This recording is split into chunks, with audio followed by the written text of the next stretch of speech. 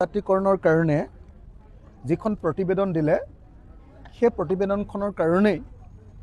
মন্ত্ৰীগোটৰ প্ৰতিবেদনখনৰ কাৰণেই অসমত কেতিয়াও 6 জনগোষ্ঠীৰ আৰু জনজাতিকৰণ নহ'ব। এনে প্ৰতিবেদনখনত মৰাণ আৰু মটকক আৰু অবিভক্ত গোৱালপাৰা জিলাৰ যিসকল কোচ ৰাজবংশী তেওঁলোকক জনজাতিকৰণৰ পৰামৰ্শ দিয়া হৈছে।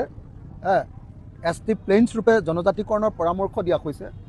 কিন্তু তেওঁলোকক এই প্ৰতিবেদনৰ ভিতৰত অন্তৰ্ভুক্ত কৰি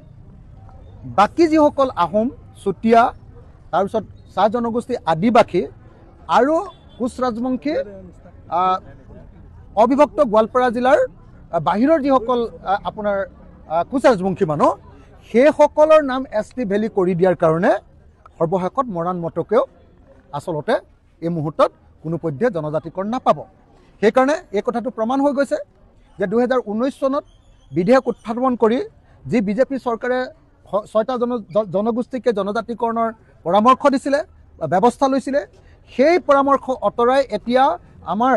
গ্ৰুপ অফ মিনিষ্টাৰ্ছ বা মন্ত্ৰীগোটে যি পৰামৰ্শ দিলে, যি ৰিপৰ্ট দিলে, এই ৰিপৰ্টৰ কাৰণে আমাৰ জনজাতিকৰণৰ পথটো ৰুদ্ধ হ'ব।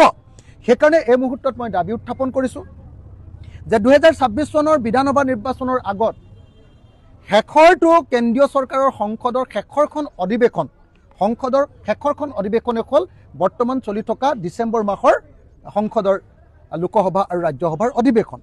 সেইকাৰণে মই দাবী জনাইছোঁ ৰাইজৰ দলৰ সভাপতি হিচাপে আৰু ঐতিহাসিক শিৱসাগৰ বিধানসভা সমষ্টিৰ বিধায়ক হিচাপে আৰু লগতে 6 জনগোষ্ঠীৰ এজন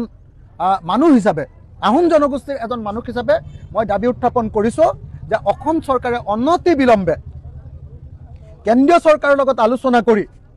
বৰ্তমান চলি থকা কেন্দ্ৰীয় চৰকাৰৰ কেন্দ্ৰীয় সংসদত, ৰাজ্যসভা আৰু লোকসভাত 6 জনগোষ্ঠীৰ জনজাতিকৰণৰ বিধেয়কখন উত্থাপন কৰক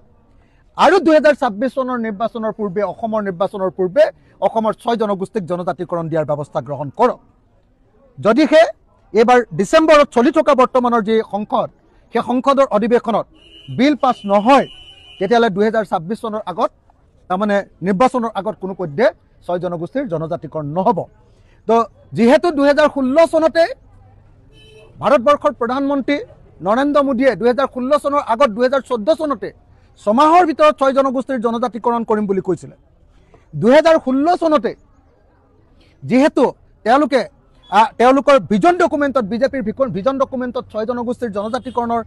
তেওঁলোকে প্ৰতিশ্ৰুতি দিছিলে, গতিকে মই ভাবোঁ যে 2026 চনৰ বিধানসভা নিৰ্বাচনৰ আগত 6 জনগোষ্ঠীক জনজাতিকৰণ কৰিব লাগে। আৰু যদি 6 জনগোষ্ঠীৰ জনজাতিকৰণ কৰিব লাগে, তেতিয়াহ'লে বৰ্তমান চলি থকা কেন্দ্ৰীয় সংসদৰ অধিৱেশনত 6 জনগোষ্ঠীৰ বিধেয়কখন পাছ কৰিবৰ কাৰণে মই এই মুহূৰ্তত অসম চৰকাৰ আৰু ভাৰত চৰকাৰক দাবী উত্থাপন কৰিছোঁ। আৰু মই 6 জনগোষ্ঠীৰ নেতৃবৰ্গকো চৰকাৰক প্ৰশংসা কৰি নাথাকি চৰকাৰে যাতে এইবাৰ আপোনাৰ ডিচেম্বৰ মাহৰ এই অধিৱেশনতে যাতে 6 জনগোষ্ঠীৰ জনজাতিকৰণৰ বিধেয়কখন উত্থাপন কৰে সংসদত, তাৰ কাৰণে হেঁচা প্ৰয়োগ কৰিবৰ কাৰণে মই আহোম, চুতীয়া, আপোনাৰ কোচ ৰাজবংশী, চাহ জনজাতি, আদিবাসী, মৰাণ আৰু মটক জনগোষ্ঠীৰ সকলো আন্দোলনৰত সংগঠনৰ নেতৃবৰ্গক মই আহ্বান জনাইছোঁ।